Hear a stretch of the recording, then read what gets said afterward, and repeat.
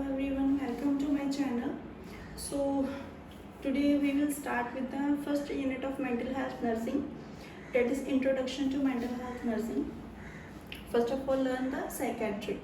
What is psychiatry? Psychiatry क्या है? Psychiatric जो word है फर्स्ट इंट्रोड्यूस किया था जर्मन फिजिशियन ने जिसका नाम है जॉन क्रिस्टियन रेल इन 1808. ठीक है, इस जर्मन फिजिशियन ने फर्स्ट इसको इंट्रोड्यूस किया था साइकेट्री वर्ड को. सो इसका लिटरली मीन क्या है? इसका मीनिंग है medical treatment of soul. Okay, next हम डेफिनेशन देखेंगे. Psychiatry is the medical speciality devoted to the study, diagnosis, treatment and prevention of mental disorder.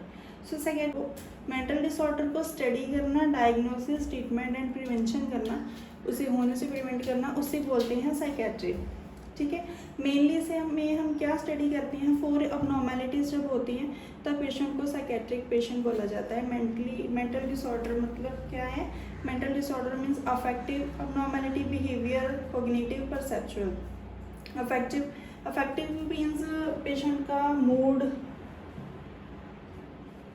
उसके फीलिंग्स अगर वो डिस्टर्ब है, अबनॉर्मल होती हैं, पेशेंट का मूड डिस्टर्ब हो जाता है, फीलिंग्स डिस्टर्ब होती है, that is affective abnormalities, that will cause mental disorder. Next behaviour, उसका जो डिस्टर्ब्ड बिहेवियर होता है, पेशेंट को अनअक्सेप्टेबल बिहेवियर शो करता है, that is mental disorder. Then cognitive means उसकी जो लर्निंग कैपेसिटी है, मीन्स उसकी जो इंटेलेक्चुअल जो वो आती है उसको cognitive means intellectual ability patient की अगर अफेक्ट होती है, उसका लर्निंग, उसका रिमेम्बरिंग, उसको बोलते हैं कॉग्निटिव अबनॉर्मैलिटी. परसेप्चुअल पेशेंट कैसे परसीव करता है? अगर तो वो मीनिंगफुली परसीव कर रहा है किसी भी चीज़ को अपने ब्रेन में तो वो पेशेंट नॉर्मल है. अगर उसकी परसेप्शन अफेक्ट हो रही है, डिस्टर्ब हो रही है, परसेप्चुअल अबनॉर्मैलिटीज़ हो रही है, तो that is mental disorder. So psychiatry means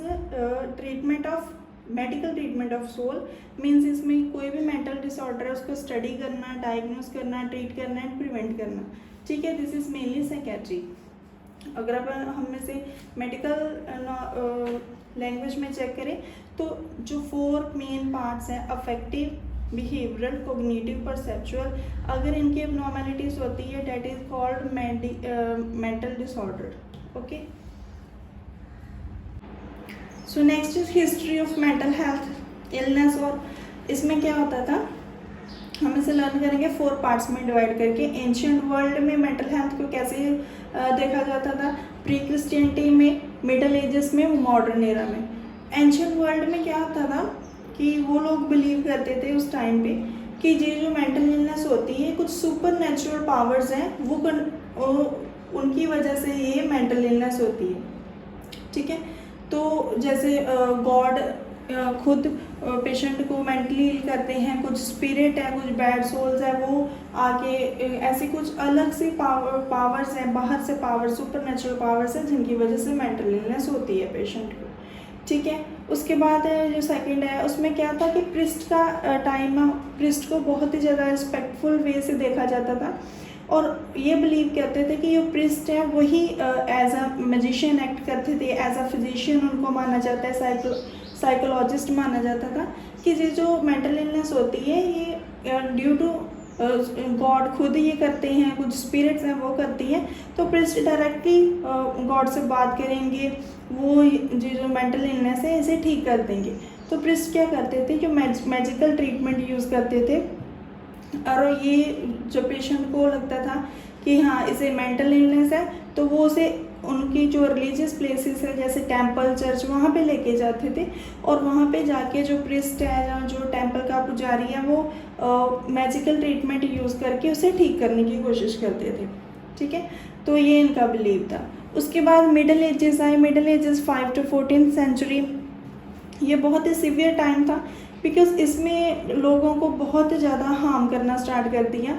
यही उनका जो मानना था कि ये कुछ फिज़िकली, कुछ साइकोलॉजिकली इसका कोई कॉज नहीं है, इसका सिर्फ एक ही कॉज है कि ये जो मेंटल इलनेस है वो कुछ बैड स्पिरिट्स हैं, कुछ उसकी वजह से होती है. कोई पेशेंट ने बहुत ही बड़ा सिन किया है, कुछ पाप किया हुआ है और वो उसका रिज़ल्ट है तो उसे ये जो प्रॉब्लम हुई है।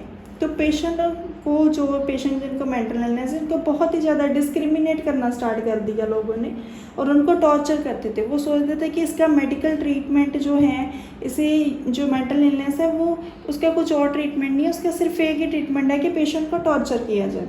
और इतना ज़्यादा टॉर्चर करते थे कि इवन सम टाइम पेशेंट जो है वो डेड हो जाता था।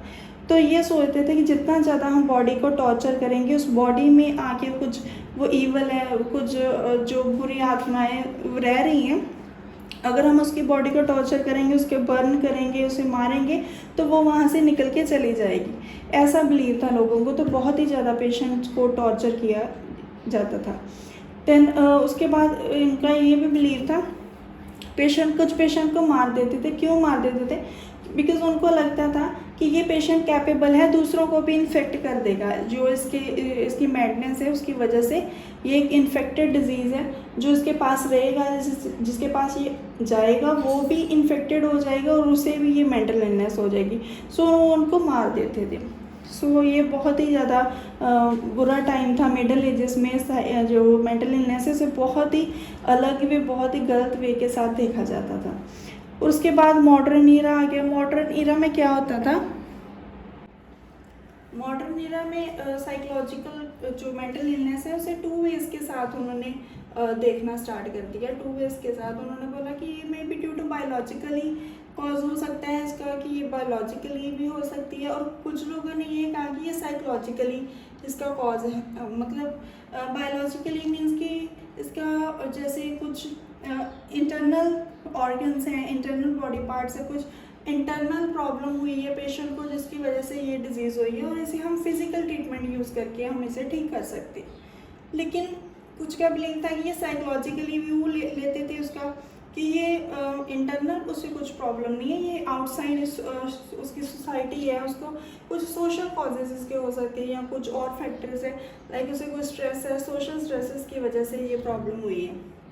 सो इसका कॉज आइडेंटिफाई हुआ मॉडर्न एरा में। 2 कॉजेज आए थे, biological cause and psychological cause. उसके अकॉर्डिंग उन्होंने ट्रीटमेंट प्लान किया था कि इसका ट्रीटमेंट ये होना चाहिए। देन मेन उनका फोकस क्या था तब? Treating the patient in community setting. जो पहले क्या करते थे कि पेशेंट को टॉर्चर करना, उसे घर पे बंद करके रख देना, उसे मारना, बर्न कर देना, ये सब कुछ करते थे। और इसके बाद जब उन्होंने कॉज इसके आइडेंटिफाई किया कि इसका बायोलॉजिकल कॉज और साइकोलॉजिकल कॉज हो सकता है, तो उन लोगों ने ये मेन फोकस किया कि इसे ट्रीटमेंट करना चाहिए। और ट्रीटमेंट जैसे कुछ स्कूल्स, इवन होम में भी ट्रीटमेंट उसका स्टार्ट कर दिया, स्कूल्स में, और सम क्लिनिक्स उन्होंने ओपन किए फॉर साइकेट्रिकल पेशेंट्स, साइकेट्रिक पेशेंट्स के लिए, मेंटली पेशेंट्स के लिए वो स्कूल्स एंड होम और क्लिनिक्स जो ओपन किए, और वहाँ पे उनका ट्रीटमेंट करना स्टार्ट कर दिया। ठीक है। सो ये हमने जो मेंटल हेल्थ इलनेस है उसे कैसे देखा जाता था, ये 4 पॉइंट्स में हमने लर्न किया। एंशिएंट